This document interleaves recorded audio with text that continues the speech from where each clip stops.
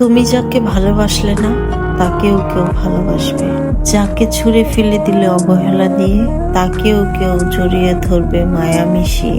যাকে ঠকিয়ে দিলে, ভেঙে টুকরো টুকরো করে দিলে তাকে কেউ না কেউ গড়ে তুলবে আবার আদর দিয়ে। কেউ না কেউ ঠিকই তার জীবনে আসবে, তাকেও ভালোবাসবে, আপন করে নিবে। কিন্তু তুমি তো আর তাকে পেলে না। মানুষ তাকে হারাতে চায় যে তাকে ঠকাতে চায়। তুমি তো ওই মানুষটাকে হারালে যে তোমাকে মন প্রাণ দিয়ে ভালোবেসেছিল। অবশেষে একটাই কথা, তুমি ভালো থেকো।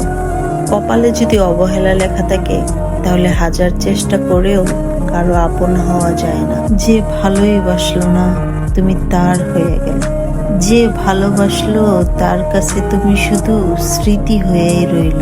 তুমি আমার সেই পবিত্র ভালোবাসা যাকে আমি প্রত্যেকটা সময়ে মিস করি, সত্যি খুব মিস করি।